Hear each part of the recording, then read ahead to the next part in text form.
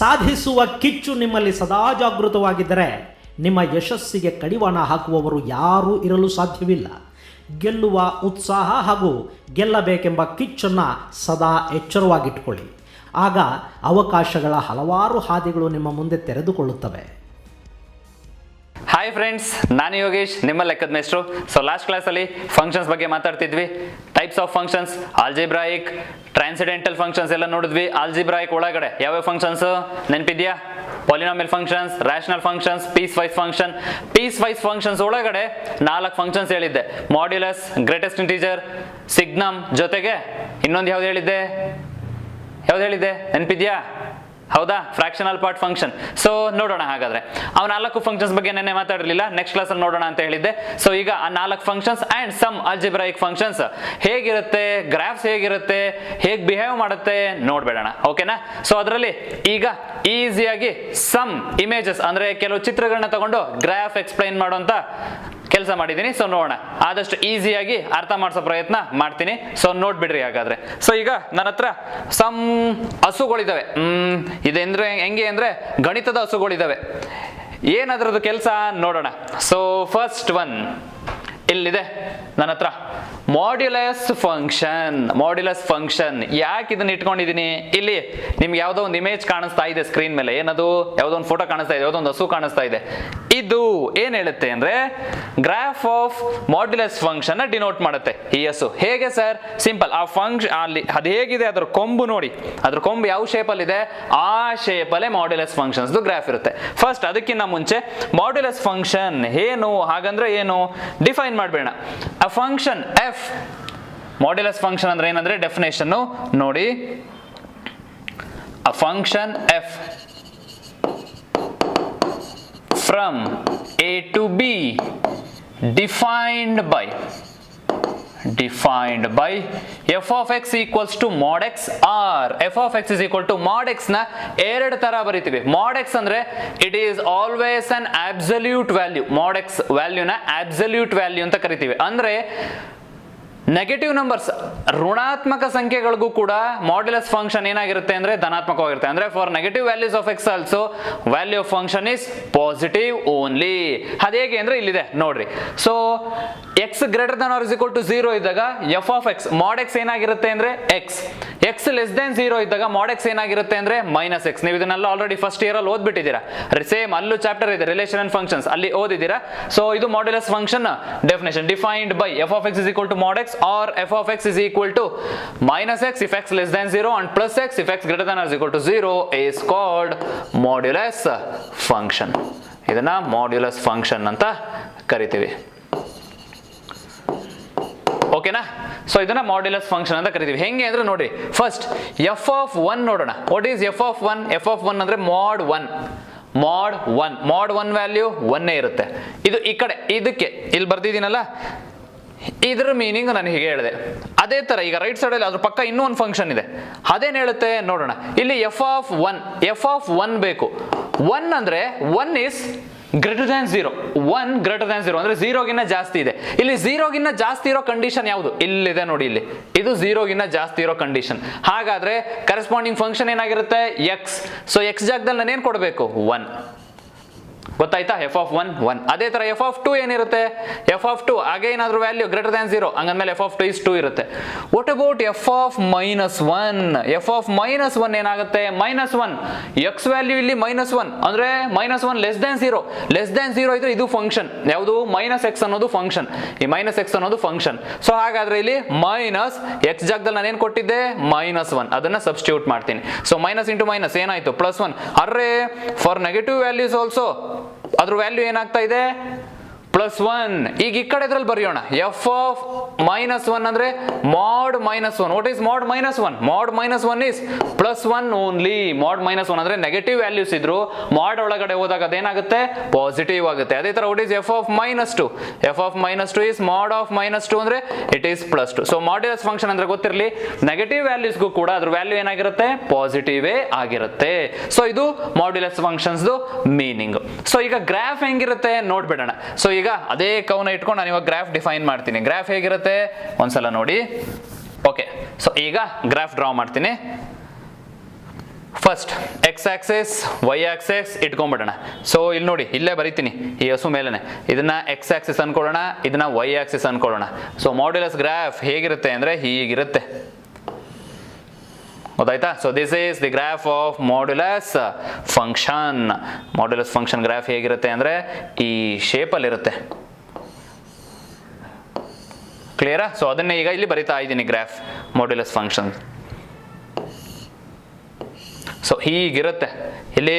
This is x axis, y axis, ಇದು 1 2 3 4 so on infinity ಅನ್ಕೋಣ. ಇದನ್ನ -1 -2 -3 so on infinity ಅನ್ಕೋಣ. So ಓಕೆನಾ? ಈಗ ನೋಡಿ ಇಲ್ಲಿ, ಈಗ ನಮಗೆ ಗೊತ್ತು ಎಕ್ಸ್ ಜಾಗಕ್ಕೆ 1 ಕೊಟ್ರೆ ನನಗೆ ಏನು ಸಿಗುತ್ತೆ? +1. ಎಕ್ಸ್ ಜಾಗಕ್ಕೆ 2 ಕೊಟ್ರೆ 2, ಎಕ್ಸ್ ಜಾಗಕ್ಕೆ 3 ಕೊಟ್ರೆ 3, ಹೌದಲ್ವಾ? ಎಕ್ಸ್ಗೆ ನಾನು 1 ಕೊಟ್ರು 1, 2 ಕೊಟ್ರೆ 2, 3 ಕೊಟ್ರೆ 3, 4 ಕೊಟ್ರೆ 4, ಸೋ ಆನ್ ಹೋಗ್ತಾ ಇರುತ್ತೆ. ಎಕ್ಸ್ ಜಾಗಕ್ಕೆ -1 ಕೊಟ್ರೆ ಏನಾಗುತ್ತೆ? ವಾಟ್ ಇಸ್ ಮಾಡ್ ಆಫ್ -1? ಹಿಂದೆ ಡಿಸ್ಕಸ್ ಮಾಡಿದ್ವಿ. ಮಾಡ್ ಆಫ್ -1 ಏನು? ಮಾಡ್ ಆಫ್ -1 ಈಸ್ +1. ಅರೆ ಎಕ್ಸ್ ವ್ಯಾಲ್ಯೂ -1 ಕೊಟ್ರೆ ವೈ ವ್ಯಾಲ್ಯೂ +1 ಬರುತ್ತೆ, -2 ಕೊಟ್ರೆ ವೈ ವ್ಯಾಲ್ಯೂ +2, -3 ಕೊಟ್ರೆ ವೈ ವ್ಯಾಲ್ಯೂ +3 ಬರುತ್ತೆ. ಸೊ ಹೀಗೆ ಬರುತ್ತೆ ವ್ಯಾಲ್ಯೂಸ್. ಸೊ ಅಂದ್ರೆ 0 ಕೊಟ್ರೆ 0 ಬರುತ್ತೆ. 0 is neither positive non negative. So 0 ಕೊಟ್ರೆ 0 ಬರುತ್ತೆ. ಸೊ ಈ ಎಲ್ಲಾ ಪಾಯಿಂಟ್ಸ್ ಜಾಯಿನ್ ಮಾಡ್ಬಿಟ್ಟಾಗ ಬರುತ್ತಲ್ಲ curve, this is the graph of mod function. ಹಾಗಾದ್ರೆ ಡೊಮೈನ್ ರೇಂಜ್ ಏನು? ಇಲ್ಲಿಂದ ಡೊಮೈನ್ ರೇಂಜ್ ಟಾಪಿಕ್ ಸ್ಟಾರ್ಟ್ ಆಗ್ತಾ ಹೋಗುತ್ತೆ. ಡೊಮೈನ್ ರೇಂಜ್ ನೆನಪಿರಬೇಕು. ಅದೇ ಇವಾಗ ಇಲ್ಲಿ ಮೋಸ್ಟ್ ಇಂಪಾರ್ಟೆಂಟ್, ಮ್ಯಾಕ್ಸಿಮಮ್ ಕ್ವಶನ್ಸ್ ನಮಗೆ ಡೊಮೈನ್ ಅಂಡ್ ರೇಂಜ್ ಮೇಲೆ ಇರುತ್ತೆ. ಡೊಮೈನ್ ನೋಡೋಣ. ಡೊಮೈನ್ ಏನಾಗುತ್ತೆ ಈ ಫಂಕ್ಷನ್ಗೆ? ಡೊಮೈನ್ ಅಂದ್ರೆ ಎಕ್ಸ್ ವ್ಯಾಲ್ಯೂಸ್. ಹೆಂಗ್ ನೋಡೋದು ಗ್ರಾಫ್ ಇದ್ದಾಗ ಅಂದ್ರೆ ಎಕ್ಸ್ ವ್ಯಾಲ್ಯೂಸ್ ಎಷ್ಟು ಯೂಸ್ ಆಗಿದೆ ನೋಡೋಣ. ಎಕ್ಸ್ ವ್ಯಾಲ್ಯೂಸ್ ಈ ಕಂಪ್ಲೀಟ್ ಇದೆಯಲ್ವಾ, ಇದು ಎಕ್ಸ್ ಆಕ್ಸಿಸ್, ಯಾವುದು? ಇದು ಎಕ್ಸ್ ಆಕ್ಸಿಸ್, ಹೌದಲ್ವಾ? ಸೊ ಈ ಎಕ್ಸ್ ಆಕ್ಸಿಸ್ ಮೇಲೆ ಯಾವ ವ್ಯಾಲ್ಯೂಸ್ ಯೂಸ್ ಆಗಿದೆ? ಟೋಟಲ್ ಎಕ್ಸ್ ಆಕ್ಸಿಸ್ ಯೂಸ್ ಆಗಿದೆ. ಈ ಕಡೆ ಗ್ರಾಫ್ ಹೋಗ್ತಾ ಇಲ್ಲಿವರೆಗೂ ಹೋಗುತ್ತೆ ಇನ್ಫಿನಿಟಿ, ಈ ಕಡೆ ಬರ್ತಾ ಇಲ್ಲಿವರೆಗೂ ಬರುತ್ತೆ, ಈ ಕಡೆ -∞, ಈ ಕಡೆ +∞. ಅಂದ್ರೆ ಕಂಪ್ಲೀಟ್ ಎಕ್ಸ್ ಆಕ್ಸಿಸ್ ಯೂಸ್ ಆಗಿದೆ ನನಗೆ. ಕಂಪ್ಲೀಟ್ ಎಕ್ಸ್ ಆಕ್ಸಿಸ್ ಯೂಸ್ ಆಗಿದೆ ಅಂದ್ರೆ x is nothing but domain. Input values ಯಾವ್ದು? Real numbers. ಅದೇ ತರ ರೇಂಜ್ ನೋಡೋಣ. ರೇಂಜ್ ಏನಾಗಿರುತ್ತೆ? ರೇಂಜ್ ಅರೆ ರೇಂಜ್ ಅಂದ್ರೆ ವೈ ಆಕ್ಸಿಸ್ ವ್ಯಾಲ್ಯೂ, ಇದು y axis. Y axis values ಎಷ್ಟು ಯೂಸ್ ಆಗಿದೆ, ಕವರ್ ಆಗಿದೆ ನೋಡೋಣ. ವೈ ಆಕ್ಸಿಸ್ ವ್ಯಾಲ್ಯೂಸ್ ಇಲ್ಲಿ ನೆಗೆಟಿವ್ ವೈ ಆಕ್ಸಿಸ್ ಯೂಸ್ ಆಗಿಲ್ಲ. ಯಾವುದು? ಈ part negative y axis use ಆಗಿಲ್ಲ, only positive y axis use ಆಗಿರೋದು. ಹೌದಾ? ಎಲ್ಲಿಂದ ಯೂಸ್ ಆಗಿದೆ? 0 ಸೇರಿಸ್ಕೊಂಡು 0 ಇಂದ ಮೇಲಕ್ಕೆ ಯೂಸ್ ಆಗಿದೆ ಕಂಪ್ಲೀಟ್ ಆಗಿ, ಹೌದಲ್ವಾ? ಸೊ ಅದನ್ನ ಏನಂತ ಬರೆಯೋಣ? 0 to ಇನ್ಫಿನಿಟಿ ಅಂತ ಬರಿತೀನಿ. ನೆನ್ನೆ ಇಂಟರ್ವಲ್ ಬಗ್ಗೆ ಮಾತಾಡಿದ್ವಿ, ಆ ಇಂಟರ್ವಲ್ ನಾನು ಇವಾಗ ಇಲ್ಲಿ ಯೂಸ್ ಮಾಡ್ತೀನಿ. 0 to ಇನ್ಫಿನಿಟಿ. ಸರ್ ಅದೇ ಸರ್ ಇಂಟರ್ವಲ್ ಅಲ್ಲಿ ಬರೆದ್ರಿ ನೋಡ್ರಿ, 0 ಎಂಡ್ ಪಾಯಿಂಟ್ ಇನ್ಕ್ಲೂಡೆಡ್. ಇಲ್ಲಿ 0 ಸೇರಿಸ್ಕೋಬೇಕು. 0 ಸೇರಿಸ್ಕೊಬೇಕಾಗಿದ್ರಿಂದ ನಾನು ಕ್ಲೋಸ್ ಇಂಟರ್ವಲ್ ಸ್ಟಾರ್ಟ್ ಮಾಡಿದೆ. 0 ಸೇರಿಸ್ಕೊಂಡೆ, 0 ಇಂದ ಮೇಲಕ್ಕೆ ಎಲ್ಲಿವರೆಗೂ? Up to infinity. ಇನ್ಫಿನಿಟಿ ಇದ್ರೆ ಅದಕ್ಕೆ ಯಾವಾಗ್ಲೂ ನಾವೇನ್ ಮಾಡಬೇಕು? ಓಪನ್ ಬ್ರಾಕೆಟ್ ನ ಯೂಸ್ ಮಾಡಬೇಕು. ಬಿಕಾಸ್ ಇನ್ಫಿನಿಟಿ ವ್ಯಾಲ್ಯೂ ಗೊತ್ತಿಲ್ಲ ನಮಗೆ. ಸೊ ಅದಕ್ಕೆ ಏನ್ ಮಾಡಬೇಕು? ಓಪನ್ ಬ್ರಾಕೆಟ್ ಯೂಸ್ ಮಾಡಬೇಕು. So closed 0 to open infinity. ಅದೇ ತರ ರೇಂಜ್ ನ ಇನ್ನೂ ಒಂಥರ ಬರಿಬಹುದು. ಹೇಗೆ ಅಂದ್ರೆ that is equal to R plus ಅಂದ್ರೆ ಪಾಸಿಟಿವ್ ರಿಯಲ್ ನಂಬರ್ಸ್ ಎಲ್ಲ, all positive real numbers including 0. 0 ಒಂದು ಪಾಯಿಂಟ್ ನ ಸೇರಿಸಬೇಕು. ಸೊ ಯೂನಿಯನ್ 0, ಅದು ಒಂದು ಎಲಿಮೆಂಟ್ ನ ಸೇರಿಸಿದ್ದೀನಿ. Is it clear? So domain, range, graph ಗೊತ್ತಾಯ್ತಲ್ವಾ ಮಾಡ್ಯುಲಸ್ ಫಂಕ್ಷನ್ಗೆ? ಓಕೆ. ಸೊ ಹಾಗಾದ್ರೆ ನೆಕ್ಸ್ಟ್ ಫಂಕ್ಷನ್ ನೋಡೋಣ. ನೆಕ್ಸ್ಟ್ ಪೀಸ್ ವೈಸ್ ಫಂಕ್ಷನ್ ಯಾವುದಿತ್ತು? Greatest integer function or step function. ಅರ್ರೇ ಸರ್ ಇದೇನ್ ಸರ್? ಆ ವರ್ಡೇ ಹೇಳುತ್ತೆ ಸ್ಟೆಪ್ ಫಂಕ್ಷನ್. ಆ ವರ್ಡೇ ಹೇಳುತ್ತೆ step function or floor function ಅಂತ ಕರಿತೀವಿ ಇದನ್ನ. Step R floor. ಸ್ಟೆಪ್ ಅಂತ ತಲೆ ಅಲ್ಲೆಲ್ಲರೂ ಕಾಣಿಸ್ತಾ ವರ್ಡ್. ಸ್ಟೆಪ್ಸ್ ಅಂದ್ರೆ ಸ್ಟೇರ್ಸ್, ನಾವು ಹತ್ತುತ್ತೀವಲ್ಲ ಮೆಟ್ಲುಗಳು, ಅದು ನೆನಪಾಗೋಗ್ಲಿ. Steps, stairs or floor. Steps ಅಂದ್ರೆ ಈ ತರ ಇದು ಸ್ಟೆಪ್ಸ್ ನಾನು ಇಲ್ಲಿ ತೋರಿಸಿದ್ದೀನಲ್ವಾ, 2 ಪಿಕ್ಚರ್ ಕಾಣಿಸ್ತಾ ಇದೆ ನೋಡಿ. ಸೊ ಇದು ಸ್ಟೆಪ್ ಫಂಕ್ಷನ್ಸ್ಗೆ ಗ್ರಾಫ್. ಅರೇ ಸರ್ ಇದು ಹೆಂಗ್ ಸರ್ ಗ್ರಾಫು? ನೋಡೋಣ ಹೇಗೆ ಬರುತ್ತೆ ಅಂತ. ಹೀಗೆ ಹೇಳ್ತೀನಿ ನೋಡ್ರಿ. ಸೊ ಫಸ್ಟ್ ಸ್ಟೆಪ್ ಫಂಕ್ಷನ್ ಅಂದ್ರೆ ಏನು? Definition same. A function f from A to B defined by f of x is equal to box of x. ಇಲ್ಲಿದೆ ಅಲ್ವಾ box of x is called step function where x is a greatest integer greatest integer less than or equal to x, less than or equal to x. Sir ಏನಿದು meaning ಅರ್ಥ ಆಗಿರಲ್ಲ, ಇನ್ನೊಂದ್ಸಲ ಹೇಳ್ತೀನಿ ನೋಡ್ರಿ. Function f from A to B defined by f of x is equal to box of x is called greatest integer function where x ಅಲ್ಲ, ಇದು step x, ಆ box ಇದೆ ಅಲ್ವಾ, box x, where step x is a greatest integer less than or equal to x, greatest integer less than or equal to x. ಏನಿದು ಗೊತ್ತಾಗಿರಲ್ಲ ಎಷ್ಟು ಜನಕ್ಕೆ meaning, ನೋಡೋಣ. So ಏನಂತ ಈಗ ಎಕ್ಸ್ಪ್ಲೈನ್ ಮಾಡ್ತೀನಿ, ಕೇಳಿಸ್ಕೊಡ್ರಿ. Suppose f of x is equal to ನನ್ನ ಹತ್ರ ಎಕ್ಸ್ ಇದೆ ಅನ್ಕೊಳ್ಳೋಣ, ಆ ಬಾಕ್ಸ್ ಆಫ್ ಎಕ್ಸ್ ಹಾಗೆ ಇದೆ. So what is f of one? X ಜಾಗಕ್ಕೆ ನಾನು 1 ಕೊಟ್ರೆ ಏನಾಗುತ್ತೆ? F of one is 1, box of one is 1. Integers ಇದ್ರೆ ಅದ್ರ ವ್ಯಾಲ್ಯೂ ಹಾಗೆ 1 ಹಾಗೆ ಕ್ಯಾರಿ ಮಾಡೋಣ, 2 ಇದ್ರೆ 2 ಹಾಗೆ ಕ್ಯಾರಿ ಮಾಡೋಣ, 3 ಇದ್ರೆ 3 ಅದ್ರ ವ್ಯಾಲ್ಯೂ 3ನೇ ಇರುತ್ತೆ, 4 ಇದ್ರೆ 4 ಇರುತ್ತೆ, 5 ಇದ್ರೆ 5 ಇರುತ್ತೆ. ಎಫ್ ಆಫ್ 1.1 ಏನಾಗುತ್ತೆ? 1.1 ಇಲ್ಲೊಂದು ಲೈನ್ ಬರ್ದಿದ್ದೀನಿ, ಯಾವುದು ಇಲ್ಲಿದೆ ನೋಡಿ, ಒಂದು ಲೈನ್, ಈ ಗ್ರೀನ್ ಬ್ರಾಕೆಟ್ ಒಳಗಡೆ ಇದೆಯಲ್ವಾ, ಈ ಲೈನ್ ಅಬ್ಸರ್ವ್ ಮಾಡ್ರಿ. Where box of x is a greatest integer less than or equal to x, greatest integer less than or equal to x. ಇಲ್ಲಿ ಎಕ್ಸ್ ವ್ಯಾಲ್ಯೂ ಏನು? X value 1.1. Greatest integer less than or equal to 1.1 ಅಂದ್ರೆ ಯಾವುದು? 1.1ಗೆ ಹತ್ರ ಇರೋ greatest integer, but ಇದಕ್ಕಿಂತ ಕಡಿಮೆ ಇರಬೇಕು. 1.1ಗಿನ್ನ ಕಡಿಮೆ ಇರೋ ಗ್ರೇಟೆಸ್ಟ್ ಇಂಟೀಜರ್ ಯಾವುದು? ಫಸ್ಟ್ 1.1ಗಿನ್ನ ಕಡಿಮೆ ಇರೋ ಇಂಟೀಜರ್ಸ್ ಯಾವುದು? 1.1ಗಿನ್ನ ಕಡಿಮೆ ಇರೋ ಇಂಟೀಜರ್ಸು ಯಾವ್ದು ಬರಿಬೋದು? 1, 0, -1, -2 so on up to infinity ವರೆಗೂ ಬರಿಬೋದು. ಹಾಗಾದ್ರೆ 1.1ಗಿನ್ನ ಕಡಿಮೆ ಇರೋ ಇಂಟೀಜರ್ಸ್ ಯಾವ್ದು?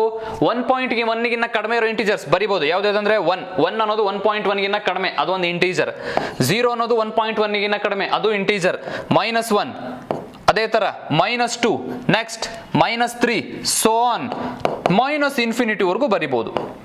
ಇದರಲ್ಲಿ ಎಲ್ಲ ಗ್ರೇಟರ್ ಒನ್ ಯಾವುದು ಅದನ್ನೇ ಹೇಳಿರೋದು ಅವರಲ್ಲಿ. Greatest integer less than or equal to x, x ಅನ್ನೋದು 1.1. 1.1ಗಿನ್ನ ಕಡಿಮೆ ಇರೋ ಗ್ರೇಟೆಸ್ಟ್ ಇಂಟೀಜರ್ ಯಾವುದು? 1.1ಗಿನ್ನ ಕಡಿಮೆ ಇರೋ ಗ್ರೇಟೆಸ್ಟ್ ಇಂಟೀಜರ್ ಬಂದು 1. ಸೊ ಹಾಗಾದ್ರೆ ಎಫ್ ಆಫ್ 1.1 ವ್ಯಾಲ್ಯೂ ಏನಾಗಿರುತ್ತೆ? F of 1.1 value is 1. ಅದೇ ತರ ಎಫ್ ಆಫ್ 1.2 ವ್ಯಾಲ್ಯೂ ಏನಾಗಿರುತ್ತೆ? ಎಫ್ ಆಫ್ 1.2 ವ್ಯಾಲ್ಯೂ ಅರೆ 1.2ಗಿನ್ನ ಕಡಿಮೆ ಇರೋ ಗ್ರೇಟೆಸ್ಟ್ ಇಂಟೀಜರ್ ಯಾವುದು? 1. ಎಫ್ ಆಫ್ 1.3 ವ್ಯಾಲ್ಯೂ ಏನು? ಎಫ್ ಆಫ್ 1.3 ಅರೆ ಅದಕ್ಕಿಂತ ಕಡಿಮೆ ಇರೋ ಗ್ರೇಟೆಸ್ಟ್ ಇಂಟೀಜರ್ 1. ಎಲ್ಲಿವರೆಗೂ? ಅಪ್ ಟು ಎಫ್ ಆಫ್ 1.9 ವರೆಗೂ ಅದ್ರ ವ್ಯಾಲ್ಯೂ ಏನಾಗಿರುತ್ತೆ? 1 ಆಗಿರುತ್ತೆ. ಎಫ್ ಆಫ್ 2ಗೆ ಏನಾಗುತ್ತೆ? ಎಫ್ ಆಫ್ 2ಗೆ greatest integer less than or equal to 2, less than or equal to 2.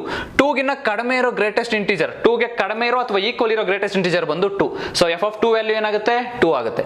What about f of 2.1? F of 2.1 value 2ನೇ, ಯಾಕೆಂದ್ರೆ ಅದಕ್ಕಿಂತ ಕಡಿಮೆ ಇರೋ ಗ್ರೇಟೆಸ್ಟ್ ಇಂಟೀಜರ್ 2ನೇ.